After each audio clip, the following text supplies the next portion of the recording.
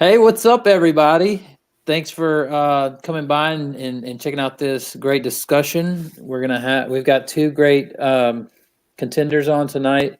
We've got Caleb Cumberland, the dry apologist, and Brenda.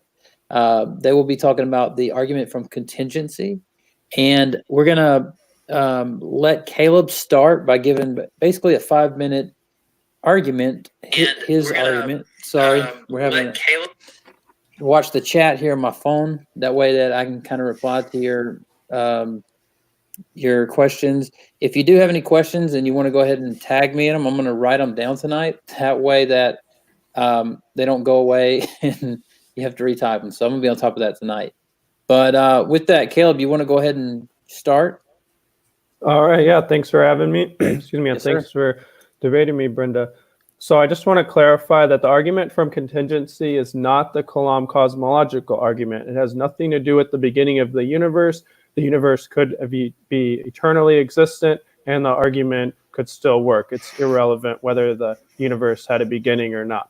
Rather, the argument is what explains why the universe exists, or rather, more to the point, what keeps the universe in existence if its existence is not necessary, which I'm going to be arguing that its existence is not necessary. So I should define what I mean by necessary. What I mean is something that could not have been otherwise. For example, 1 + 1 = 2 would be an example of a necessary truth or proposition. Something contingent is something that could have been otherwise. For example, a building that's 100 feet tall could have been 50 feet tall. It wouldn't be logically necessary for the building to be that height, and so on, and many examples of contingent things and propositions. So I'm going to argue that, so again, those are the definitions between necessary and contingent. Necessary has to be the way it is. Contingent could have been otherwise. Now, anything with limitations in its properties, so anything that's finite or limited, I'm going to argue is contingent because it could have been otherwise. It's limited in one way, but it could have been limited in another way. It's never logically necessary for something to be limited in its properties, while something that's necessary is unlimited in its properties. It has no limitations or finitude whatsoever in its properties. Now, since the universe has limitations in its properties, I'm going to argue that it's thereby contingent. And the universe, meaning all of natural reality that contains all other contingent things, if the universe has a cause, then the cause of the universe would thereby have to be a necessary thing. Now we can test those definitions, but those are the definitions that I'm using. So then it seems to me that it comes down to the principle of causality. The principle of causality I'm defining as anything contingent that exists or occurs must have a cause. So again, it's not that everything must have a cause, it's anything that's contingent that exists or occurs must have a cause. And since I'm arguing that the universe is contingent, thereby the universe must have a cause. And again, even if the universe has always existed, there still must be a cause of what keeps it in existence. So the cause would have to be something necessary, and something necessary would have to be unlimited in its properties. Thereby, it'd have to be completely unlimited, including in knowledge and power and love. Couldn't be limited in space and time. So we have a spaceless, timeless, all-powerful, all-knowing, all-loving being that causes the universe to exist. Now, those steps of the argument can be contested. I'm not saying that that's the full defense, but that's just the rough outline of how the argument goes. And I think my time is up, so I'll give it to Brenda now. All right, go ahead, Brenda. Let's hear your argument. And, let us know in the chat if the audio is good and everything. Thanks. Okay. Okay, so I'm going to sort of repeat a little bit. I'm going to lay out what I understand are the three possible options that are available to us. One is that contingent things have as their explanation another contingent things. And so, for instance, life was created by contingent physical processes, which were dependent on other prior physical processes, which were themselves contingent outcomes of other contingent processes, and thus going backwards in an infinite change back in time, an unending infinite change.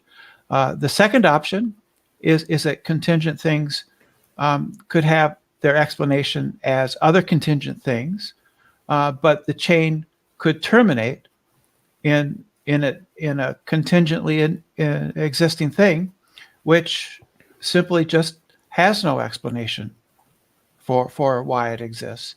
So that would be contrary to the principle of sufficient reason, but that is a second possible option that we would have for understanding the contingency, the argument for contingency. It just happened for no reason. And the third option is the one that Caleb is in favor of. Contingent things could have as their explanation other contingent things, but then at some point it would terminate in a necessarily existing thing. And that thing people typically call a first mover or God. That would seem to be the only possible options open to us. So typically, I think the PSR would be the most important one. So the idea of something just happening for no reason is typically supposed to be impossible, but there are a lot of people who would challenge the PSR and would say that there are events which take place for no reason whatsoever. I don't know if this is this is not necessarily the tack I would take. Another tack that somebody could take is simply to say that yes, an infinite regress of causal events is possible and does not introduce any logical contradictions, and therefore it would be open to us. So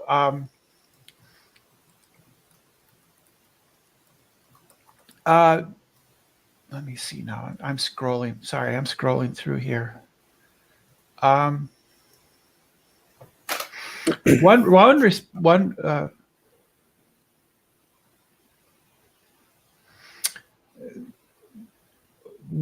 think that my response is that none of the three options that are open to us are really satisfactory. None of them actually explain the universe, and there simply isn't a resolution. The option of number 3, that God exists, is no better than 1 or 2, and it simply does not explain the existence of the universe any better or any worse than the others. And so there's no reason to prefer one over the other. Typically, I think Caleb wants to ground the decision to create the universe of God in God's nature. That's sort of a problem, though, because that just means that the universe is contingent on God's nature, which would be a contingent thing. It would not be necessary. Or it could be that there is nothing in virtue of which God made his choice to create the universe, and in which case we're no better off than any of the other 2 options that I mentioned previously. So I just don't see that there's any reason to take any of the 3 options in this trilemma as offering any kind of better explanation than the other, and we're simply left without being able to answer the question. There simply isn't a good argument for either Caleb's positions or anybody else's position. All right, thanks. Yeah, yeah. No, I'm done. All right. Well, thanks for that, Brenda. What I'm going to do is just let you guys go into live discussion, open discussion. Caleb, you respond. Brenda, you guys just talk amongst yourselves, and I'm going to listen in. I'm not going to jump back in until somebody, unless I need to, but I don't think I will. So I'll let you know when we're getting close to the end. But you guys go ahead and have a open discussion. All right. Yeah. Thanks, Brenda. And yeah, I think that was a good summary and grasp of the argument. I also want to point out, if anybody's interested, I do have a video on my YouTube channel where I break down the full argument and I go through the major objections if you need a recap. But anyways, that's there. So I have those screen capped. If you want me to share those, okay. Do you want me to? It's okay for now. I have it pulled up as well if we need to Okay. screen share, but I think it'll be okay. But yeah, so the options you said were, I'm just going to recap. So infinite chain of causes going back infinitely, or a chain of causes that terminates with no explanation, or a Yeah. chain that could be finite or infinite but is caused by a necessary thing. Yes. Yeah, Yes. I agree that those seem to be the three options. So so a couple of points. I'm glad that you're not challenging the principle of sufficient reason, or I call it the principle of causality, because I think that is a subset of the principle of sufficient reason. Helps us get to the point a little bit more. But yeah, the principle of sufficient reason, I'm glad you know that, although maybe you do have some objections to it. I have a complicated argument in favor of it, which we may or may not get to. But in regards to yeah, the infinite regress of events, yeah, I mean, the infinite regress still wouldn't, of course, explain why that chain is there. So we could still ask, well, what if that chain is contingent, and contingent things need a cause as a whole, then, you know, it seemed that that chain would still need a cause. Yes. So Yes. I actually agree. I actually agree Okay. that the infinite regress option is not satisfying. It's not it's not something that would be a satisfying response. It does seem to leave hanging the question of why the infinite change is there in the first place. Right. So Yeah. I agree that it's not a satisfactory solution. Yeah. And then the same could be said for the chain that terminates with no explanation. If a contingent chain, again, needs a cause, then the finite chain would need a cause as well. So to me, like, if we accept the principle of sufficient reason, or, you know, form a principle of causality, that contingent events need a cause, then it would seem that we're forced to the third option, that, you know, the chain of contingent causes needs a necessary cause or necessary explanation. So I think it really does come down to whether one accepts the principle of causality / sufficient reason or not. And I know that you raised what's sometimes called the modal collapse objection. So I do want to address that real quick, because that's a common objection.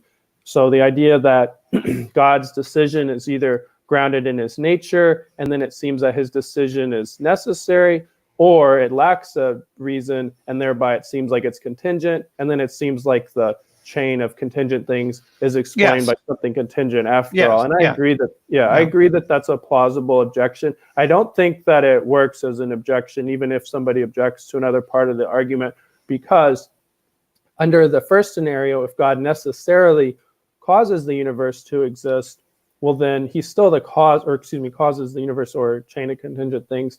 He still is the cause, and I think the argument would still go through. At most, that would just prove that God had to cause the universe. So the universe would be a necessary occurrence or a necessary effect, but it wouldn't be necessary in the sense of the uncaused thing. So I don't think that first option, I mean, you could argue that would jeopardize God's free will, but that wouldn't, I don't think that would undermine the argument, at least as I've put it forward. Well, and then, it implies that the universe is necessary. A necessary effect, yes, but not a necessary in the sense of that God is necessary as the uncaused grounding of everything else. It would still have a cause. It would just be a necessary result of that cause. Well, what was it in virtue of which God made his choice to create the universe? Well, I'm saying here, even if the PSR led to the conclusion that God necessarily had to create the universe, that wouldn't be incompatible with the argument. So sometimes the modal collapse objection is put forward like, oh, if you accept this, you accept that God necessarily creates the universe, oh, well, then the argument fails. Or if he doesn't necessarily create the universe, then the argument fails. And I'm saying that, you know, that first option, God necessarily creates the universe, that wouldn't undermine the argument. It would just perhaps be incompatible with an understanding of God's freedom. So at most, I mean, I could embrace that first option and still put forth the argument. Well, he has to make the choice as a consequence of his nature, doesn't he? Well, it gets into the issue of free will, which we can hash out some, and I know we have a different perspective on free will. Isn't that what necessary means? What do you mean? Is that what necessary? Well, necessary would necessarily simply would mean that he wouldn't have any free will about it. If his choice is necessary, now in my presentation, and I hold the view that God is distinct from his choices. So I think God can have contingent choices, and I think we are distinct from our choices as well. That a being can have contingent choices, and that would be independent of whether that's a necessary being, whether that being's properties are necessary or not. So I think actions are distinct from properties. So God can be necessary, but his choices. What are his choices?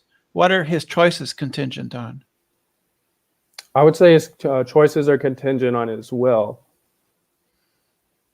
And that is part of his will. nature? That is his nature?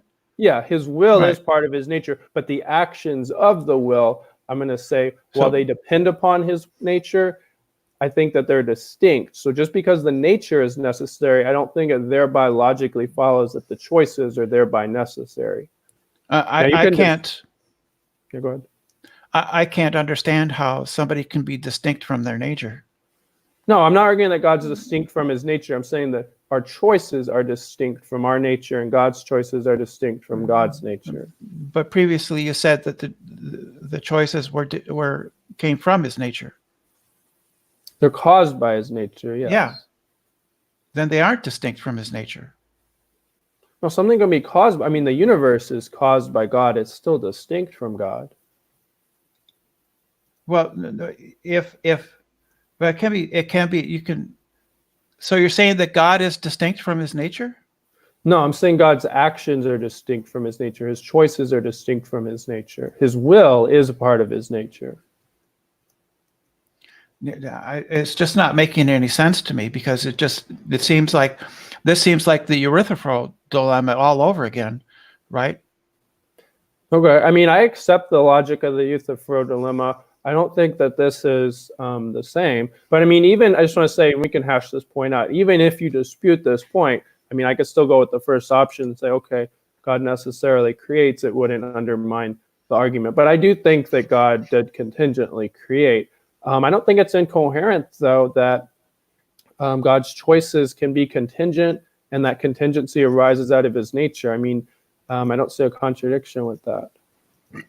Well, we're at the point where there's two horns of a dilemma. One is there is something in virtue of which God made his choice, or else there was nothing in virtue of which God made his choice. And my understanding is you want to say that it is his nature in virtue of which God made his choice, but God is not his nature. No. That doesn't make sense to me. No, I'm not saying God's not his nature. So you're saying either his nature made the choice, or the second option is that there's no reason that he made the choice. Was that your second option? Well, that's my understanding, yes. Either there is something in virtue of which God made his choice to create the universe, or there is nothing in virtue of which he made that choice. And my understanding by your argument is that you're choosing the first horn to say that there is indeed something in virtue of which he made that choice, i.e. his nature. But then you're wanting to say that God is somehow not his nature.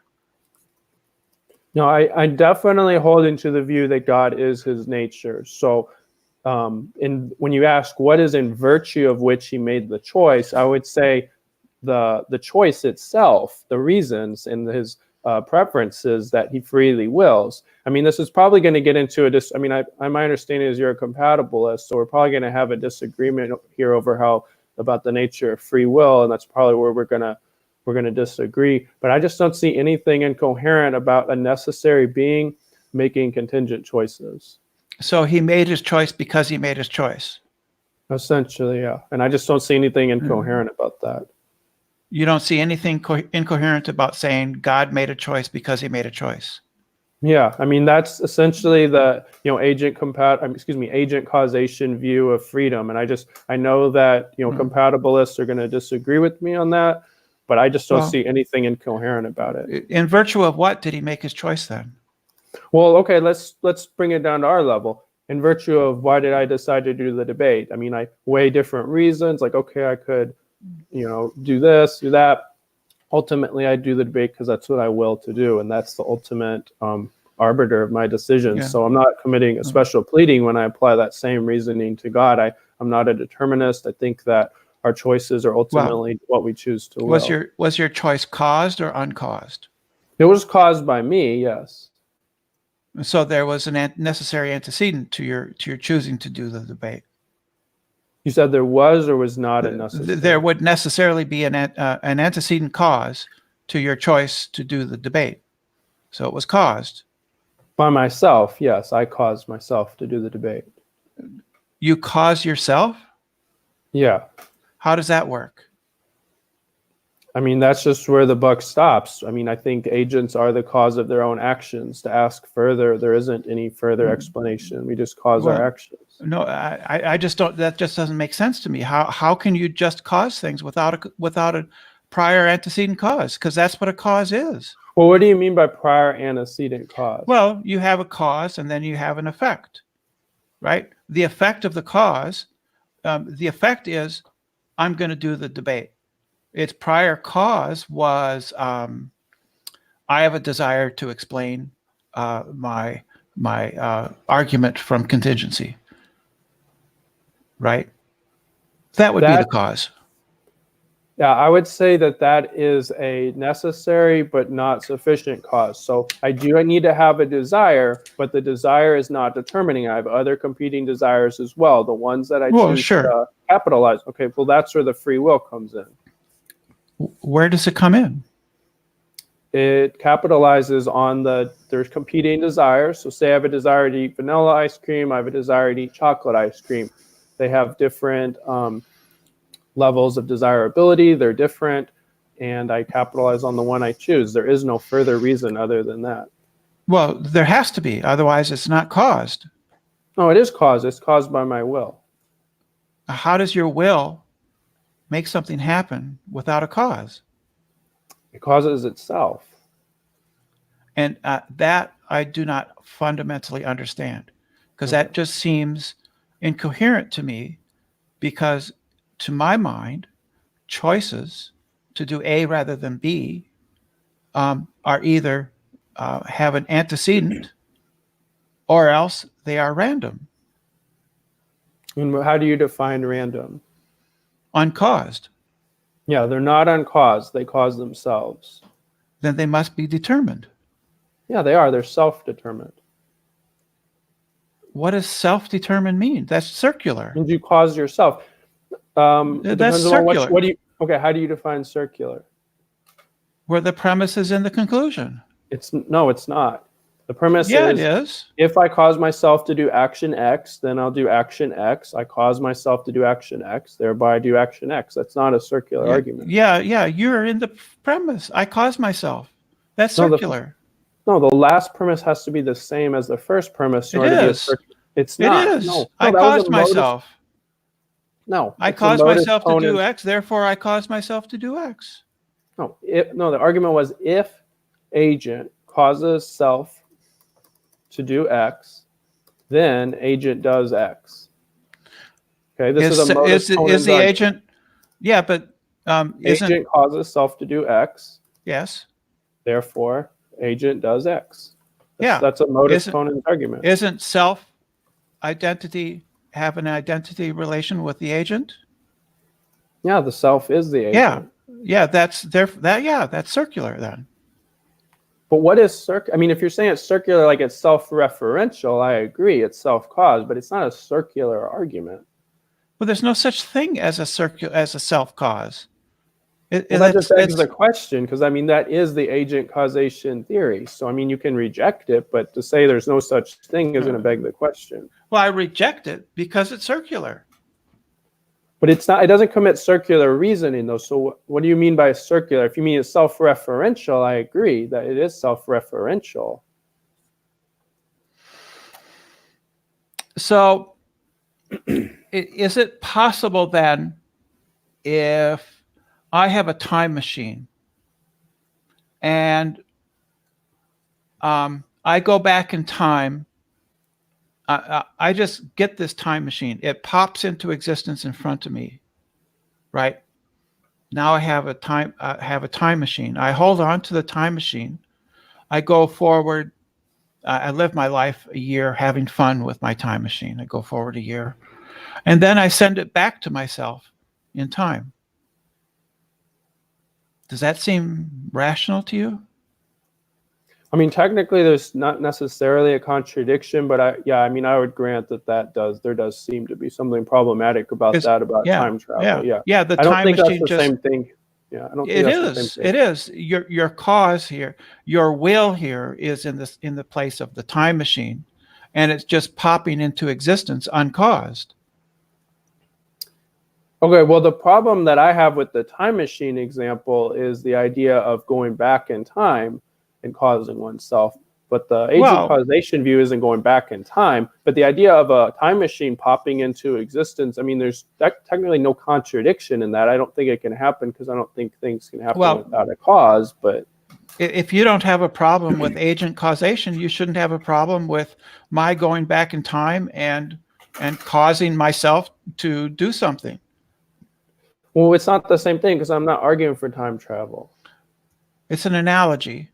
Right, I get that. I get that you're making an analogy of how. Yeah, I don't think they're congruent, though. I don't think time travel is possible either, for exactly that reason, right? Because it leads to contradictions, right? So I think that this is it's a contradictory to say that an agent can cause itself or can will itself to do something without any prior antecedent cause. That's a contradiction. It just can't. Okay. I mean, I would need to see a syllogism or some breakdown of what the contradiction is, because I'm not arguing that the will brings itself into existence. That would be a contradiction. What I'm arguing is that the will exists and it causes itself to make decisions. And I'm not arguing that we produce all our desires either. We receive our desires. I'm arguing that after we receive a set of desires, we capitalize on one set over another. So I desire to eat chocolate ice cream. I desire to eat vanilla ice cream. They have different attractions, and I will myself to capitalize on eating one ice cream over the other. And I'm not determined to do that other than that I determine myself to. I don't see any contradiction in that. You can reject it as being counterintuitive, but I don't see a contradiction. I do kind of think that you are confusing. Oh, I had an idea here and it slipped through my brain. That I just don't see it, because it just seems on its face to be contradictory. Okay. Well, I mean, I don't, but let's grant for a second that there's a problem. Like maybe that's just not going to be a good route. Let's go with the first horn. God's nature determines him, or he's necessitated by his nature to cause the universe. Let's just say that that's the correct way to understand this. I don't think that would undermine the argument.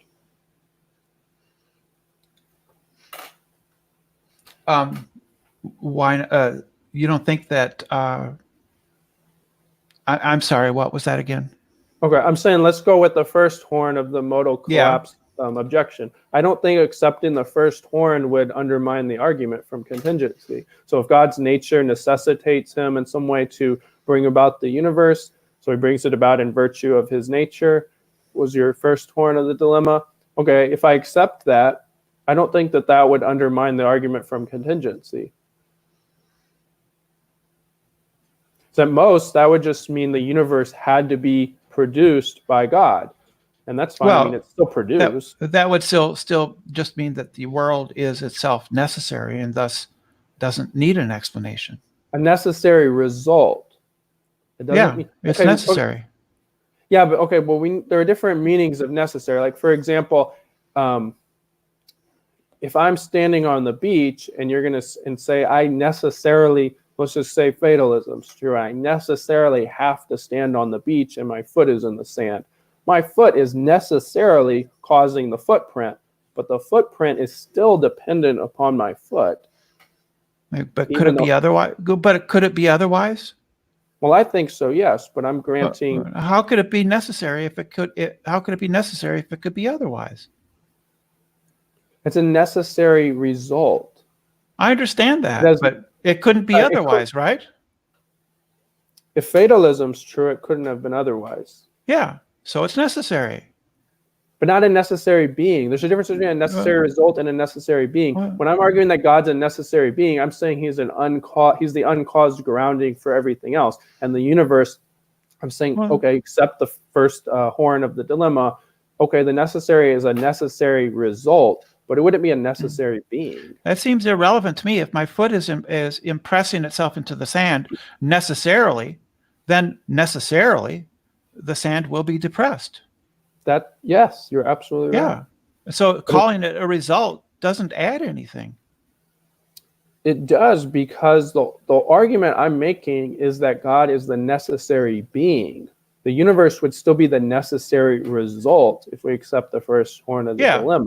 Okay. Then that's enough for the argument. Well, no, but that just doesn't. It's supercilious. It's irrelevant. Whether you call it the necessary result or the necessary being, it's still necessary, and therefore doesn't require an explanation. Because necessary things don't require an explanation. It's not a necessary thing. It's a necessary result or a necessary event. A necessary thing is something that's uncaused.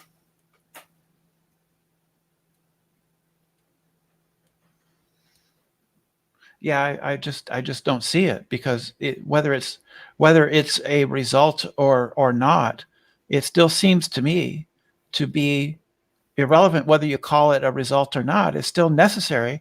It is necessarily the case that your foot will be on the beach and make an imprint on the sand. All right. It can't be. Necessary means could not have been otherwise. And its properties, yes. I think you're conflating properties and events, but go ahead and converse. All right, you guys. Great conversation so far. I'm really interested in this, because I think it feels like you're getting to the bottom of something. So I don't want to interrupt it. I just want to say, like, we're gonna go for maybe 10 more minutes or something, unless y'all are just stuck on something that you need to sort out, and then we're going to ask some questions from the audience. So, audience, if you got questions about this topic, just go ahead and tag me in them in the live stream, and I will ask them at the end. So go ahead and pick up from there, Caleb. Oh yeah. So this might be, where we have a fundamental disagreement. But so when I'm arguing for a necessary being, I'm arguing that that being has to exist and has properties that could not have been otherwise. When I'm arguing that the universe is contingent, I'm arguing that it could not have been otherwise, yes, because it is caused to exist. It has properties that at most are necessarily caused. So sure, okay, they're necessarily caused. There's still a necessary being causing them to be. Even if that whole thing had to take place, the universe is still caused under that scenario. So even if you want to say everything's necessary, the argument still goes through because we still arrived at a first cause. And I'm saying that with the trilemma, whether it's the infinite regress, of the line of contingent causation ending without an explanation, or with it ending at a necessary cause, I just found it unsatisfactory. I think that there must be something in virtue of which that God makes a choice to do to create the universe or not, to do A rather than B.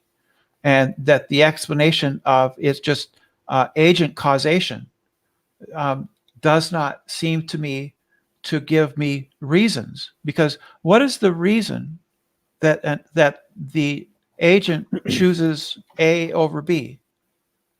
Okay. So, and yeah, under agent causation, Sure.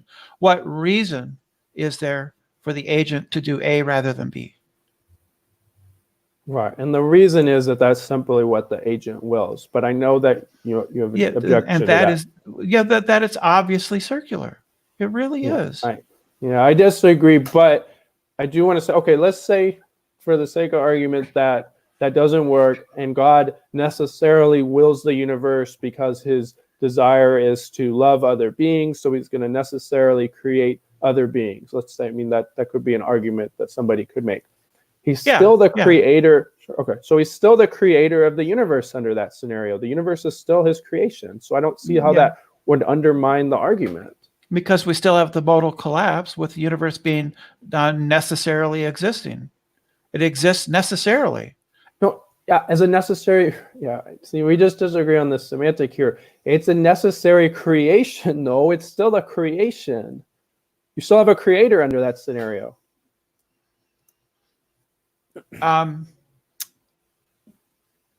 If the chain of contingent things terminate in a necessarily existing thing, then either the existence of the world is necessary and requires no explanation, or it is contingent in itself without an explanation.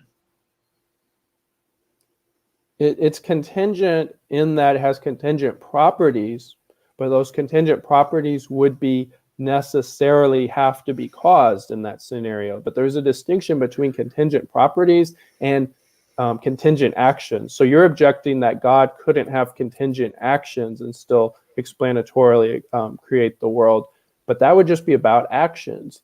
He would still be a being that has necessary properties, and the universe would have contingent properties. So it would be a contingent thing, even though it would necessarily have to be created. I see a meaningful distinction there. And I just don't. Okay. I just don't. I don't accept the agent causation. Seems to me on its face circular, and saying that the universe is was created by necessarily created by a necessary being simply leads to modal collapse, and therefore the universe can just as easily be explained as being either contingent without an explanation or necessary and not requiring an explanation.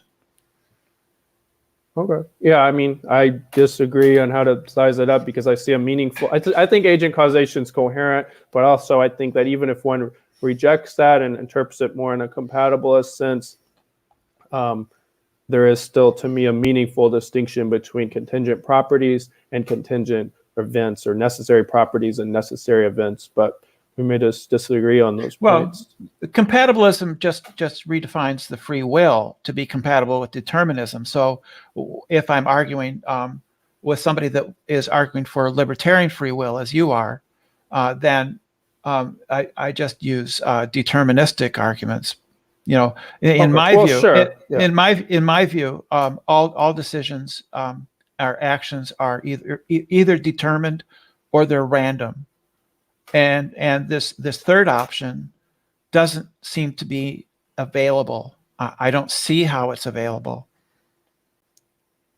Yeah, I get that. And yeah, when I say compatibilist, I meant determinist, whether that's hard determinism or soft determinism. Yeah, no, I get where you're coming from. Yeah, so I guess, yeah, we just have conflicting intuitions there. But all right.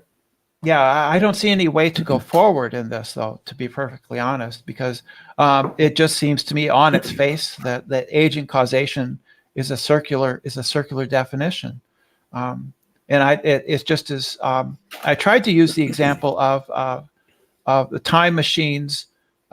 It's a staple of science fiction. For instance, the future self comes and gives the protagonist in the series or the movie a time machine. And where did the time machine come from? Well, it doesn't come from anywhere, and that seems to be a real problem. And it's the same with agent causation. It doesn't seem to me to come from anywhere, and that just is something that I just can't understand. Yeah. Well, but keep in mind, and again, I know we disagree on this, but I'm not arguing that comes from nowhere. It comes from the agent itself. So there are competing desires, and the agent selects one of those desires. Now, I know you're going to probably then argue, well, where did that desire come from that overrode one desire over another? And I'm going to say that the agent just produced that. But again, even if you reject agent causation and you take a deterministic view here and you go the first horn of the modal collapse, again, I really don't see that as undermining the argument, but I know that we disagree. Do reasons cause actions? I would say no. I say like reasons, kind of like desires. They don't cause actions? No. reasons are used just like desires. Desires and reasons are considered. But again, if I'm thinking, well, I'm going to get ice cream and I'm going to either get vanilla or chocolate ice cream, I don't think that anything about my desire or reason for picking one over the other causes my actions. I think I select them. I select one of the reasons and desires, but they don't cause it. I cause my actions. What is the criteria by which you select to do A rather than B? That's just what I will to do.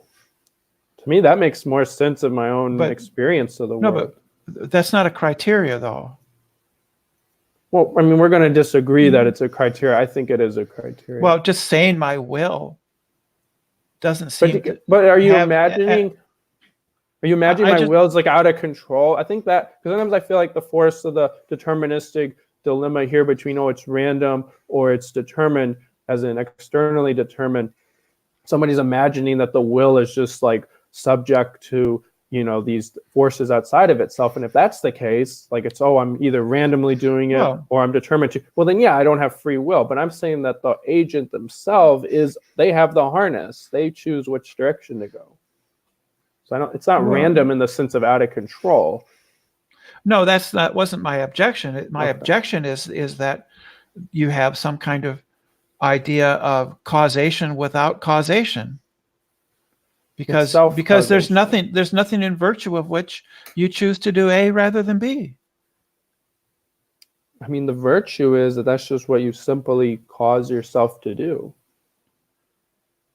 But again, even if what's the contradiction in it? The contradiction is that actions require causes, and you're saying you have a cause. What's the cause? The self. But that's you. Mm-hmm. Yeah, that's circular. Circularity leads to contradictions. If you assume that something has to have an external cause, then you're not going to be able to make room that the agent can be the internal cause of themselves. I just don't see anything circular about it. Well, whether it's internal to the agent, for instance, as a compatibilist, I think that I'm determined, but the determinations are internal to me. And what I would call not an unfree action would be that of another agent enforcing its will upon me. That's what I would call an unfree decision. Somebody puts a gun to my head. Somebody says they're going to kill somebody I love if I don't do X. But if I choose the ice cream or the vanilla or the chocolate simply because I have prior reasons that are internal to me, then I would say that that's a free choice. It's not free in the deterministic sense because there is a reason for doing A rather than B, but that reason is internal to me. Right? That makes sense to me. That makes sense to me. But saying that I just do it for no reason at all doesn't make sense to me. Okay. Yeah, and I understand that. I disagree. But even if I grant that, I still don't think the modal collapse argument undermines the argument. I mean, I think that at most it would say the universe had to be produced. I don't think it means that, because again, I'm talking about, when I say a necessary being, it's something that is uncaused and has properties that could not have been otherwise. The universe has properties that could have been otherwise because it has limitations in its attributes. So the universe would still be a contingent being, even though under that scenario, it would be a necessarily produced being. But that's a key difference. All right. Thanks, you guys, for that interesting discussion. Do y'all feel like you need a couple minutes in closing to summarize, or do you want to go straight to? If you want us to, I can. I can summarize the whole thing, and it's not a big deal. I mean, we're not at loggerheads. Well, we are at loggerheads. We're not at each other's throat, that's for sure. This has been a respectful debate. I can sum it up as saying Caleb's argument is that from contingency is we have three options as I understand it. You either have an infinite regress of contingent causes and effects, or you have a regress of contingent causes and effects that terminate without an explanation, or you have a regress of contingent effects that terminate in a necessary cause, and the necessary cause we call God. My objection is that I don't see any of those. Traditionally, people make other objections, and typically they go around the PSR, with the principle of sufficient reason, which is number 2. But I'm taking the tack that I don't see any of the 3 horns of this trilemma as being preferable over any other. And my objection to saying Caleb's argument that we can ground God's choices in his nature is that there needs to be something in virtue of which God chooses to do A rather than B. And then we got into a discussion of whether or not free will, in particular libertarian free will, which is usually appeals to agent causation, and I simply am unable to. I don't understand agent causation. It does not make any sense to me. I think myself that we're simply left without a good solution to the trilemma. That is my position, and Caleb's is that he believes that he has sufficient answers to all the objections. Is that fair, Caleb? Yeah, and I just want to reiterate, even if one accepts the reasoning of that modal collapse, one could go the first horn and still embrace that distinction that's made between contingent properties and contingent results, necessary properties, necessary results. And I think the argument goes through, but I know that Brenda objects to that as well. But yeah, I think that that's a fair summary. All right, great. I appreciate that. You guys did a great job tonight. I appreciate the cordiality that both of you exhibited here. We're gonna go to what questions we have. We only have a few questions. I understand it being a Monday night. Yeah, dude, you're competing with a lot of other things, aren't you? Oh, really? I would think so. Wouldn't there be other? Aren't there sporting events and stuff on? I don't know. Oh, okay, yeah. Well, I was just thinking as well, like people getting started in their week and it being the last week before Christmas and everything. So I'm sure there'll be a lot of people out shopping, but we did get a few people, quite a few people in here. So, but we only had a couple of questions though. Let's see. Praise ask when Brenda said could be an infinite regress, even though that's not attractive. Praise asks, well, what caused the infinite regress? Well, it's uncaused. An infinite regress just is. All right. Thank you for that. Praise had another question later on for you, Brenda. Do you realize the Euthyphro dilemma is a polytheist argument and not a monotheistic argument? No, I would disagree, and I don't think that there's anybody on either regular Christian apologists nor non-believing apologists who believe in that. That's just not something anybody believes. I want to throw my own sense in there on that. So I actually think the Euthyphro dilemma is a plausible argument against divine command theory, but I think where praise is coming from, because I have heard this argument before, that like under classical theism, if God is the good, then that would be a middle ground for the dilemma. So there's an argument that Plato's argument of the Euthyphro dilemma was against finite gods not being able to ground the good. Now I'm not saying that argument solves it, but I think that's where he's coming from.